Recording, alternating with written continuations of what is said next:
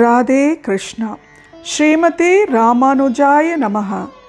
யோ நித்யம் அச்சுத பதாம்புஜ யுக்ம ருக்ம வியாமோகதாம் ஸ்ததிதராணி த்ரிணாய மேனே அஸ்மத்குரோர் பகவதோ தயைக சிந்தோஹோ ராமானுஜஸ்ய சரணம் சரணம் பிரபக்ஞே.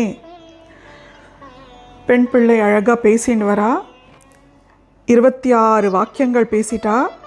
21வது வாக்கியம், தேவு மட்டறியேனோ மதுர கவி ஆழ்வாரை போலே, தெய்வத்தை பெற்றேனோ தேவகியை போலே, ஆழிமறை என்றேனோ வசுதேவரை போலே, ஆயனாய் வளர்த்தேனோ யசோதையை போலே, அனுயாத்திரை செய்தேனோ அனிலங்களைப் போலே, அவள் பொறியை ஈந்தேனோ குச்சேலரை போலே.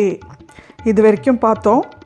இப்போ அடுத்த வாக்கியம், இந்த குச்சேலர் பகவானுக்கு அவள் பொறி கொடுக்குறாராம். ஸோ பகவானுக்கு என்ன நம்ம கொடுக்குறோன்றது ரொம்ப முக்கியம் இல்லையா? அந்த மாதிரி இந்த வாக்கியமும் பகவானுக்கு கொடுக்கக்கூடிய ஒரு வாக்கியம்தான். ஸோ பெண் பிள்ளை இந்த வாக்கியத்தில் என்ன சொல்கிறான்னா, ஆயுதங்கள் ஈந்தேனோ அகஸ்தியரை போலே, ஆயுதங்கள் ஈந்தேனோ அகஸ்தியரை போலே அப்படின்னு சொல்கிறாங்க. ஸோ இந்த வாக்கியத்தில் என்னென்னா, அகஸ்தியரை பற்றி பேசுகிறா பெண் பிள்ளை. அகஸ்தியர் ரொம்ப சிரேஷ்டமானவர். உருவத்தில் ரொம்ப குள்ளம், ஆனால் பேர்பட்ட சிரேஷ்டம் சிரேஷ்டமும் பெருமையும் அவருக்கு உண்டு. ஒரு சந்தர்ப்பத்தில் சிவனுக்கும் பார்வதிக்கும் கல்யாணம் நடக்கிற போது அத்தனை கடவுளும் அந்த கல்யாணத்தை பார்க்கறதுக்காக வந்தாளாம். ஸோ வந்த உடனே பூமியோட அந்த பேலன்ஸ் தப்பிடுத்தான். ஏன்னா எல்லாரும் ஒரே பக்கம் சிவன் பார்வதி கல்யாணம் பார்க்க வந்ததுனால பூமி ஒரு பக்கம் சரிஞ்சுடுத்தான். அப்போ உடனே சிவன் அகஸ்தியரை கூப்பிட்டு, நீங்கள் தெற்கு பக்கம் நடந்து போங்கோ அப்படின்னு சொல்கிறாராம்.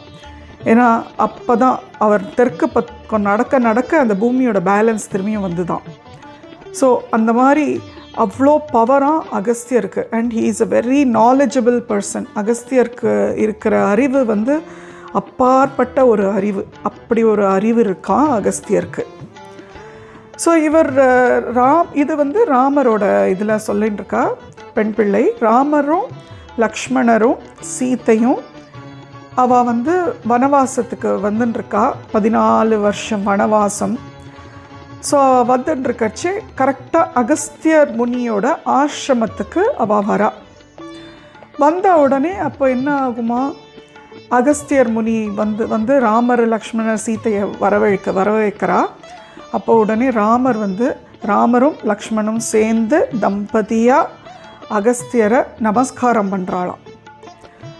கடவுள் அகஸ்தியரை நமஸ்காரம் பண்ணுறார் அப்படின்னா எப்பேற்பட்டவர் இந்த அகஸ்தியர் முனி அப்படின்றது தெரியறது. ஸோ நமஸ்காரம் பண்ண உடனே ஆசீர்வாதம் பண்ணிவிட்டு அகஸ்தியர் முனி ராமர்கிட்ட ஒரு வில்லு கொடுக்குறாராம். ஃபஸ்ட்டு ராமர் யோசிக்கிறாராம், என்னது இது நமக்கு வில்லு கொடுக்குறாரு அப்படின்னு. வில்லு கொடுத்த உடனே அகஸ்தியர் சொல்கிறாராம், இந்த வில்லு சாதாரண வில்லு கிடையாது, இது சாக்ஷாத் விஷ்ணு பகவான் அவரே யூஸ் பண்ண வில்லு. உங்களுக்கு இது அவ்வளோ சிரேஷ்டமான ஒரு வில்லு அப்படின்னு சொல்லி அந்த வில்லை கொடுக்குறாராம். அப்புறம் அந்த வில்லை வைக்கக்கூடிய உரி அம்பு, அந்த ஒரு பேக் மாதிரி இருக்கும்ல, நம்ம தோளில் மாட்டின்ட்டு அதுக்குள்ளே அம்பு இருக்கும். அந்த பேக் மாதிரி, அந்த உரி அம்புன்னு சொல்லுவோம் அதுக்கு, அந்த பேக் மாதிரி 2 கொடுக்குறாராம். என்னன்னா, இது உங்களுக்கு தேவைப்படும். ராமர்கிட்ட சொல்கிறாராம் அகஸ்தியர், இது உங்களுக்கு தேவைப்படும், உங்களோட இந்த வனவாசத்தில் தேவைப்படும் அப்படின்னு சொல்லி கொடுக்குறாராம். அப்போது சீத்தை நினைக்கிறாளாம், நம்ம வந்திருக்கிறதோ வனவாசம், அட்லீஸ்ட் ராஜ்யத்தில் இருந்தாலாவது நமக்கு ஏதாவது எதிரி போர் தொடரணும், அந்த மாதிரி ஏதாவது விஷயம் இருந்ததுன்னா இந்த வில்லம்பு நமக்கு உபயோகமாக இருக்கும். இங்கே நம்ம வந்திருக்கிற வனவாசத்துக்கு இது எதுக்கு உபயோகம் தெரியலையே அப்படின்னு மனசில் நினைக்கிறாளாம். ஆனால் அகஸ்தியர் தீர்க்கதர்சி. அவருக்கு தெரியும் இங்கே வந்து சூர்பனக்கை வருவா, இந்த மாதிரி நிறைய பிரச்சனைகள்லாம் வரும், அப்போது அந்த வில்லம்பு தேவைப்படும், அப்புறம் ராவணன் ஒரு ராட்சசனை வதம் பண்ணுறதுக்காக இது தேவைப்படும்னு. ஸோ அதனால் வந்து அகஸ்தியர் இதை கொடுத்துருக்கார். அண்ட் அந்த உரி அம்பில் என்ன விசேஷம்னா, எடுக்க எடுக்க வில்லு அம்பு எடுக்க எடுக்க அப்படியே வந்துட்டே இருக்கும். அதில் வந்து காலியே ஆகாது, அம்பு வந்து காலியே ஆகாது. இப்போ யூஸ்வலாக ஒரு உரி அம்புன்னா ஒரு 20 வில்கள் வில்லை வச்சுட்டு அதை வந்து அடிக்கிறதுக்கான ஒரு கெப்பாசிட்டியோட உரி அம்பாக இருக்கும். அதுலேருந்து அம்பை எடுத்து விடலாம் இல்லையா.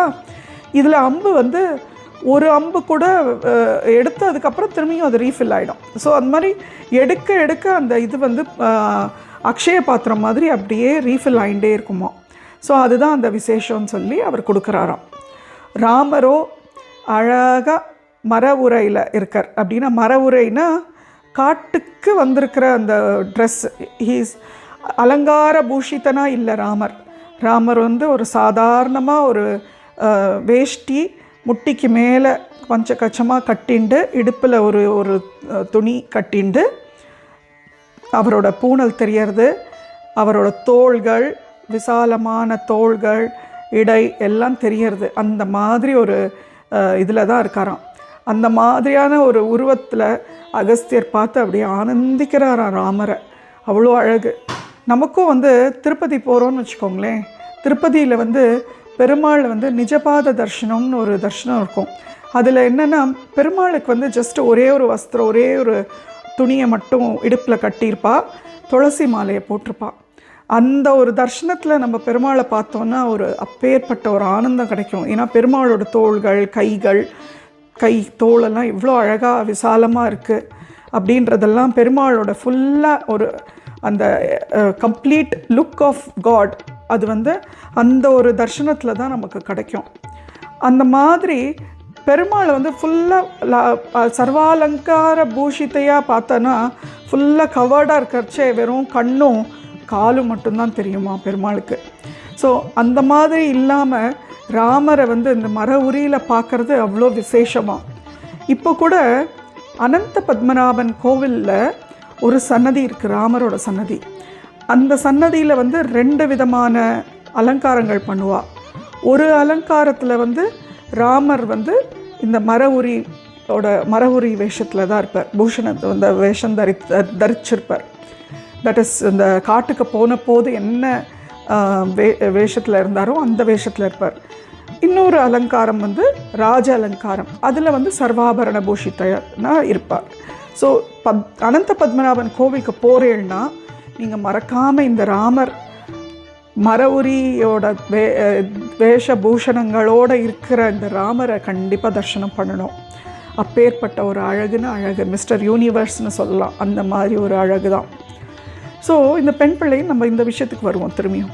இப்போ இந்த பெண் பிள்ளை வந்து அகஸ்தியர் கொடுத்த இந்த ஆயுதங்கள், என்ன ஆயுதம் கொடுத்தா? வில்லும் அம்பும் மர உரியோடு கொடுத்துருக்கா. வில்லும் அம்பும் அந்த அம்பு வச்சுக்கிற அந்த இதோடு கொடுத்துருக்கா இல்லையா. அதை தான் வந்து பெண் பிள்ளை சொல்கிறா. பகவானுக்கு என்ன வேணும் அப்படின்னு எனக்கு கேட்டு பகவானுக்கு கொடுக்க தோணலையே எனக்கு. அடியாள் வந்து இந்த ஊரை விட்டு போனோன்னு தானே நினச்சிருக்கேன். ஆனால் இந்த பகவானுக்கு என்ன வேணும், என்ன செய்யலாம் அப்படின்னு எனக்கு தோணலையே அப்படின்னு சொல்கிறா. நம்ம எப்போதுமே நம்ம வந்து என்ன நினைப்போம், நமக்கு பகவானை பிடிச்சிருக்குன்னு தான் நினைப்போம். அது வந்து பை டிஃபால்ட் ஆப்வியஸ்லி, பிகாஸ் நமக்கு அவரால் வேலை ஆக வேண்டியது. ஆனால் பகவானுக்கு நம்மளை பிடிச்சிருக்கா அப்படின்றத நம்ம யோசிப்போமா? இல்லை. அப்போ பகவானுக்கு நம்ம பிடிச்சிருந்தா நம்ம பகவானுக்கு என்ன வேணுமோ அதை தானே நம்ம கொடுக்கணும். நம்மளால் எதுவுமே கொடுக்க முடியாது. பகவான் செய்கிற ஒவ்வொரு நல்ல விஷயத்துக்கும், நமக்கு செய்யக்கூடிய ஒரு நல்ல விஷயத்துக்கும் நம்ம ரிட்டர்னே பண்ண முடியாது. அந்த தகுதி நம்ம யாருக்குமே இல்லை. நம்ம எதுவும் பகவான் இது செஞ்சார், நம்ம அதுக்கு பதிலாக நம்ம இதை செய்கிறோம் அப்படின்ற தகுதி நம்ம யாருக்குமே இல்லை. என்ன நம்மளால் செய்ய முடியுமோ மேக்ஸிமம் நம்ம வந்து நமஸ்காரம் பண்ணலாம், பகவானை மனசால் நம்ம வந்து வேண்டிக்கலாம், நம்ம நமஸ்காரம் பண்ணலாம். இது ஒன்றே போருமே பகவானுக்கு, சாக்ஷாத் எவ்வளோ முடியுமோ நமஸ்காரம் பண்ணுங்கோ, அந்த ஒரு நமஸ்காரமே போருமே பகவானுக்கு, அதுவே சந்தோஷமாக அவர் ஏற்றுப்பார்.